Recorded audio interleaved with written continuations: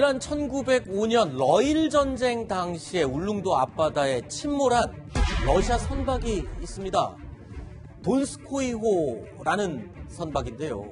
이 배를 향한 관심이 지금 들끓고 있습니다. 보물선의 전설, 이 보물선을 끌어올리겠다는 계획이 전해졌기 때문인데요. 처음이 아니죠. 바닷속 보물찾기 이번에는 성공할 수 있을지 지금부터 얘기를 나눠보도록 하겠습니다. 이유종 기자. 네. 자, 먼저 이 돈스코이호에 대해서 어떤 보물들이 이 배에 실려져 있기 때문에 이렇게 관심을 갖는 겁니까? 1905년 하면 러일 전쟁 당시입니다. 당시 러시아와 일본이 싸우고 있었습니다. 그런데 이 돈스코이 하며 울릉도 동쪽 70km 정도 해상에서 싸우고 있었는데 일본이 포위를 하고 있었습니다. 이게 군함이거든요. 그런데 이 배를 함장이 일본에게 넘겨줄 수 없다. 그래서 침몰을 시킵니다. 그런데 이 배 안에 뭐가 담겨 있었냐 하면 금화와 보물들이 담겨져 있었고 현재 가치로 150조 원 정도로 추정이 된다라고만 알려지고 있습니다. 그러면 이 배는 왜 이렇게 많은 군함인데 금화를 가지고 있었느냐?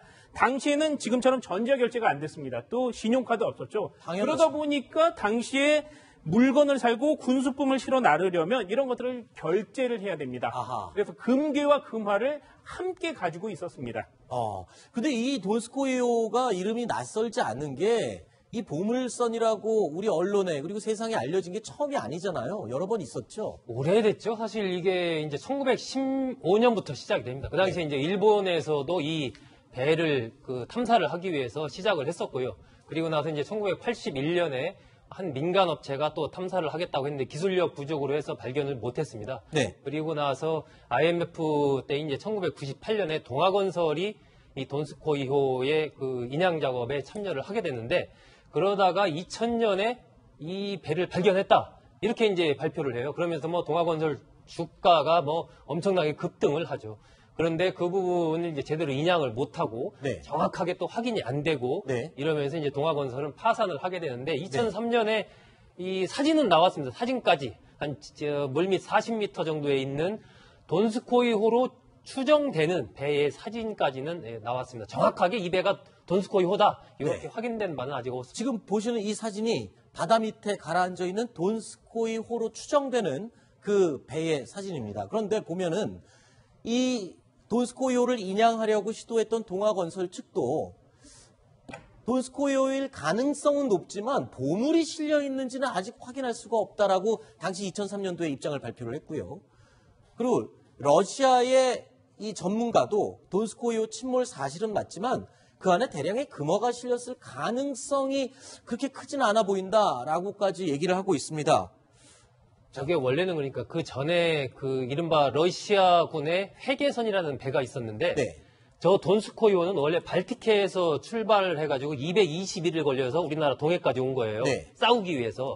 그런데 러시아의 회계선이 일본 군함에 의해서 이제 쫓기게 되니까 그 회계선에 실려있던 금화라든지 이런 것들을 돈스코이호에 옮겨 싣고 돈스코이호가 다시 이제 이 블라디보스토크를 향해서 이제 막 도주를 하는 거죠. 그것을 이제 일본 군함이 울릉도 부근에서 포위해서 하니까 돈스코이호의 선장이 넘겨줄 수 없다. 그러니까 선원들은 일부 이제 울릉도로 넘어가고 배는 그대로 이제 침몰시키는데 그래서 지금도 러시아에서 돈스코이호를 굉장히 명예스럽게 생각해서 모형을 만들어서 전시할 정도거든요. 그러니까 사실은 금화가 정확하게 실렸다라는 어떤 근거 같은 것은 사실 없는 거죠. 자, 혹시 울릉도 인근에서 침몰했으니까 울릉도 주민들은 이 보물에 대해서 혹시 어떤 얘기를 전해 듣고 있지 않을까요? 주민들의 목소리 들어보시죠. 애들한테 돈을 그만가 뭔가 그걸 몇 푼 주고 이래 했다는 소리는 들었어요. 동주전자 보신 적 있으세요? 그 당시에 영감이 주전자를 하나 얻은 게 있다고 해가 동을 가지고 만드는 거. 자, 지금 울릉도 주민 4대째 지금 울릉도에 사시는 분의 얘기를 들어보면 애들한테 금화도 몇 개 쥐어주고 주전자도 줬다는 소리를 들었다라고 하는 걸 보면 뭔가 보물이 있는 것 같기도 한데 근데 궁금한 게 있어요. 아니 요즘같이 기술이 발달하고 현대 첨단 장비들이 있는 시대에 건져내지 못한 이유가 뭡니까? 첫 번째, 혹시 이게 뭐 바닷속에 너무 깊이 가라앉아서 못 건져내는 겁니까? 실제로 배 한 척 인양하는 게 뭐가 어렵겠냐라고 생각하기 쉽습니다만 굉장히 어렵습니다. 그리고 또 시간도 오래 걸리고 비용도 많이 들기 때문에 기술적인 문제가 있겠고요. 또 하나, 이 동아건설이 이 작업을 이제 추진하다가 이 사업을 추진하다가 결국은 그 경영난에 빠져서 여러 가지 그런 그 어려움을 겪었거든요. 네. 그렇기 때문에 추진할 주체가 좀 애매해졌다라는 점이 있겠고요. 네. 그리고 마지막으로 이제 법적인 문제도 있습니다. 이게 러시아 전함이잖아요. 네. 러시아 군함인데 이거를 건져 올린 사람이 소유권을 가질 수 있느냐? 네. 혹시 건져 올렸는데 나중에 러시아에서 이거는 우리 소유다 네. 라고 주장했을 때 분쟁이 생길 수 있는데요. 또 일본도 또 전리품이라고 주장할 수도 있잖아요. 그렇습니다. 그렇기 때문에 법적으로도 나중에 정말 우여곡절 끝에 건져낸다 하더라도 네. 또 재산적인 가치가 굉장히 많다 하더라도 네. 이게 누구한테 귀속될지에 대한 확신이 없기 때문에 네. 여러 가지 곤란한 점이 있었고 결국은 10년이 지나도록 인양이 안 되고 있습니다. 네. 그리고 이게 보물선을 건져낸다라고 하는 거는 이게 사실 사기성이 짙은 사업일 가능성이 높다. 이런 인식이 돼 있어요. 왜냐하면 돈도 많이 드는데 건졌다가 보물이 없을 수도 있고 또 건진다고 해서 주가를 띄운 다음에 아무것도 아닌 일로 흐지부지 될 수도 있고 과거에도 실제로 이런 일이 있었죠.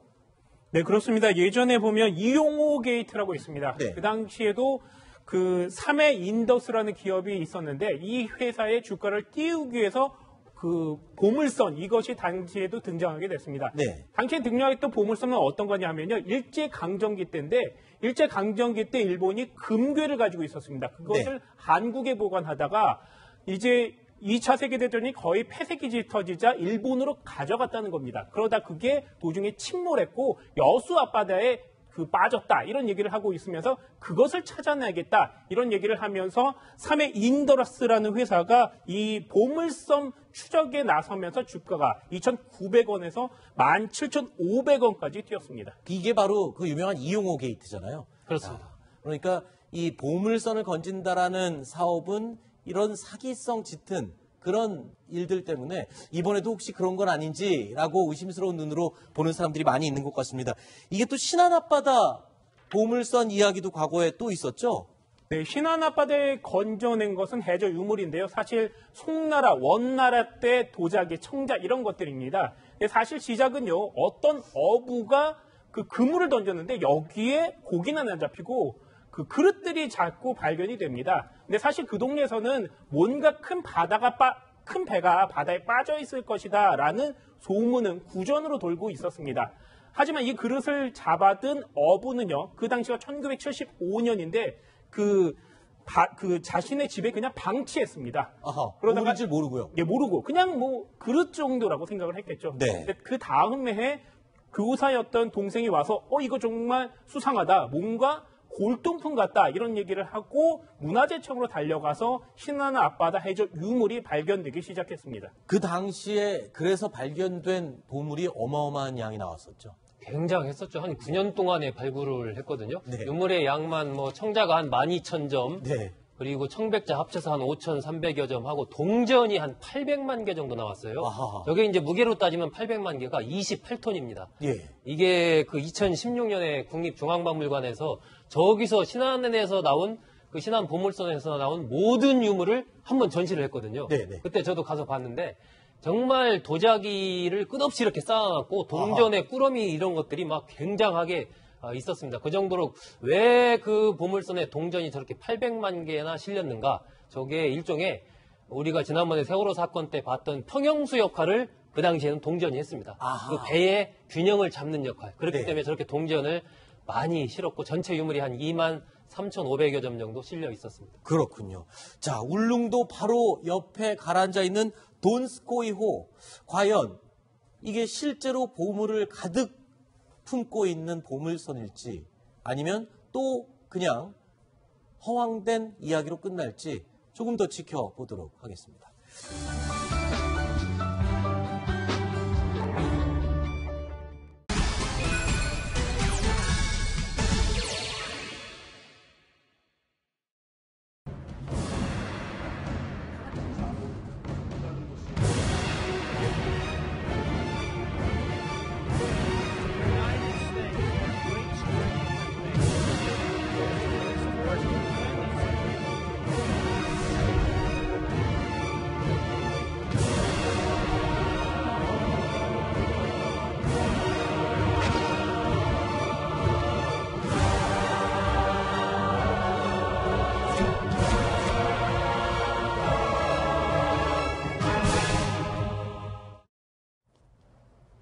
문재인 대통령은 오늘 밤 10시 반쯤으로 예정이 되어 있습니다. 유엔 총회 기조연설을 하는데 북한의 잇따른 도발에 대한 규탄과 대북 제재의 이행을 강조하면서 동시에 평화적인 방식의 북핵 문제 해결을 강조할 것으로 예상이 되고 있습니다. 다만 이 관건은 발언의 수위가 고민입니다. 트럼프 대통령이 워낙 강경한 표현들을 미리 쏟아낸 직후여서 문재인 대통령 입장에서는 유엔 연설문 표현에 수위를 놓고 고민을 할 수밖에 없는 상황입니다. 자, 보겠습니다. 자, 이미 유엔 연설에서 트럼프 대통령은 김정은은 깡패 정권이다. 북한을 완전한 파괴에 이르게 할 수 있다. 또는 김정은이 자살 임무를 수행하고 있다. 이렇게까지 얘기를 해놓은 상태입니다.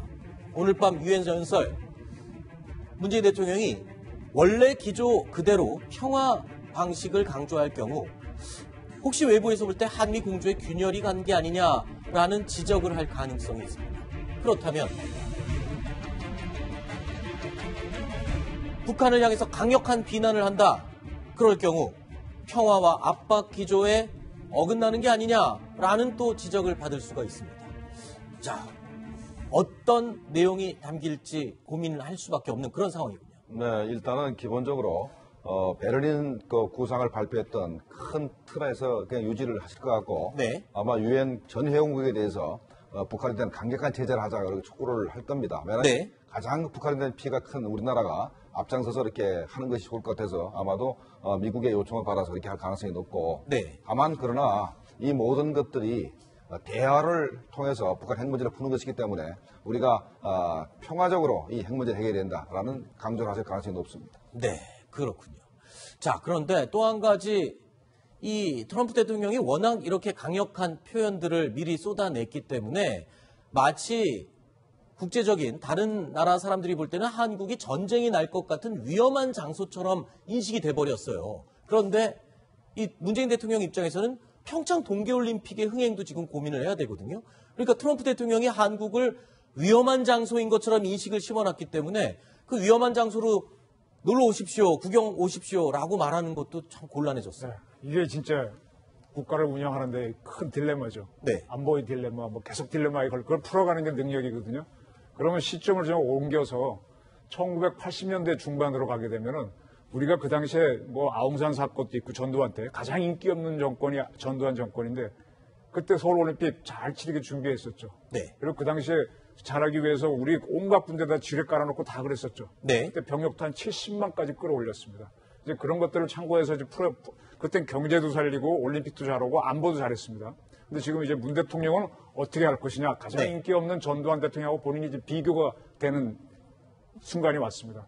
그래서 저는 지금 우리 안보를 지키는데 큰 관점을 둔다면은 어젠가에 그제 저 트럼프 대통령이 연설할 때 네. 우리 대통령이 유엔 총회에 있었으면 어땠을까?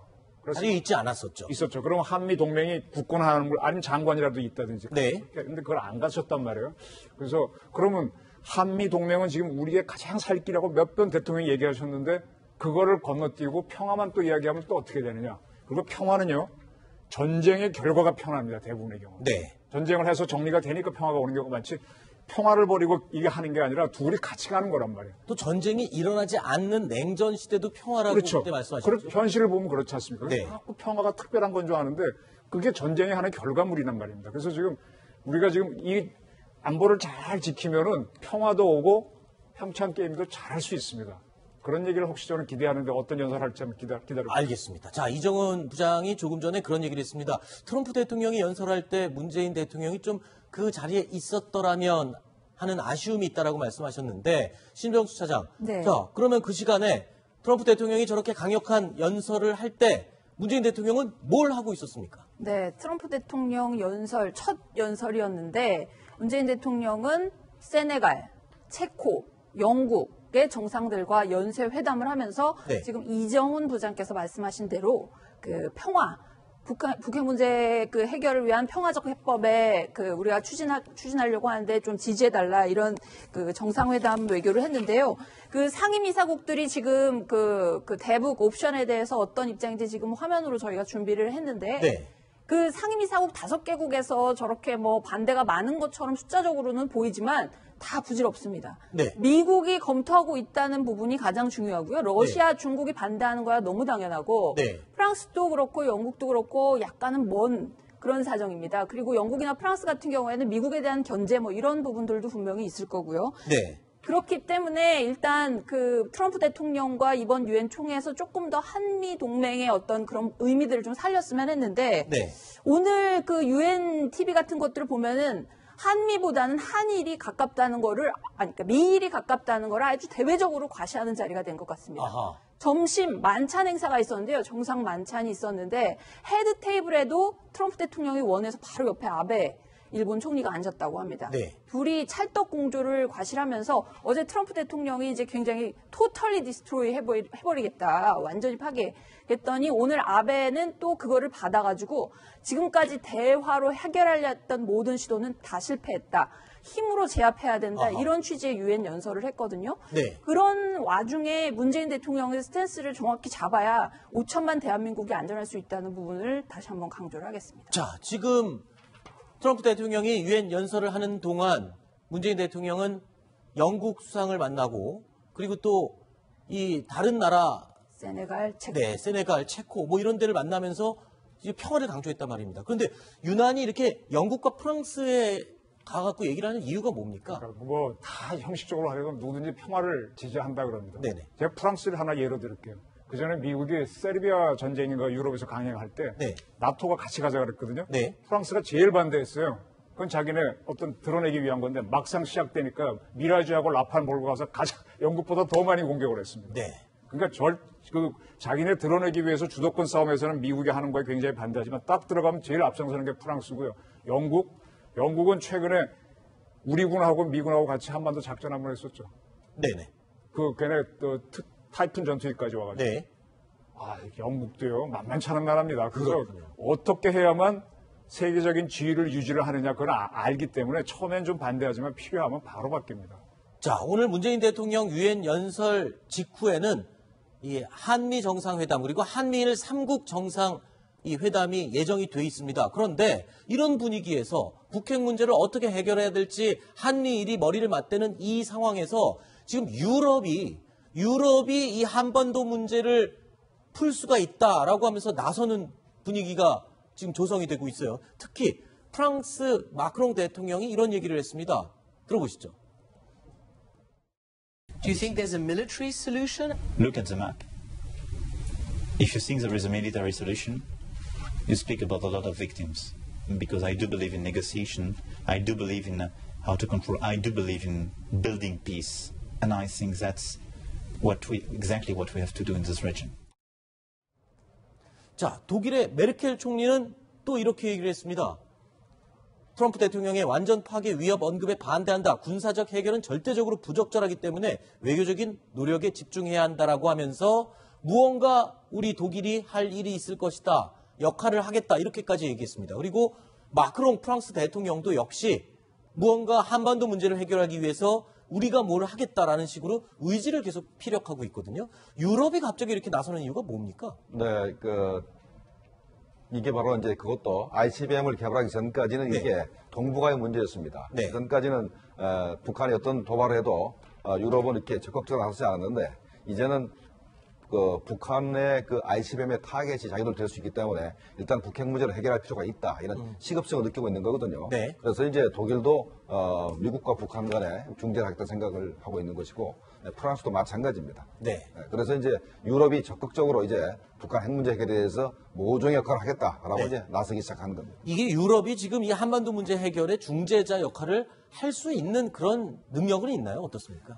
영호 외무상도 한때 영국 대사를 지낸 사람인데 저 사람들은 사실은 구경꾼 아닙니까? 불구경을 그렇죠. 하고는 구경꾼이고 어떻게 보면 흥정은 붙이고 싸움은 말리랬다는 말 그냥 스탠다드에 따라서 저렇게 좀 외교적인 제스처들을 하고 있는데 어쨌든 저 사람들이 그와 같은 감정은 미국에 대한 어떤 견제라든지 이런 대안에서 지금 말하고 있지 사실 한반도 문제에 미국이나 일본이나 이런 중러처럼 직접적인 당사자가 아니기 때문에 네. 어떤 외교적인 압력은 가할 수 있지만 유럽이 가할 수 있는 방법론에는 별로 다양성이 저는 없다고 봅니다. 네. 그래서요, 저는 지금 유엔에 가서 이제 우리 대통령부터 여러분이 가셨는데 우리가 집중해야 될 외교는 미국, 그다음 일본, 중국, 러시아입니다. 세네갈, 유럽 그렇게 영향력 없습니다. 네. 이 외교는 역시 한미 외교가 핵심이고 양자 외교에서 꽉 잡아야 됩니다. 네, 알겠습니다.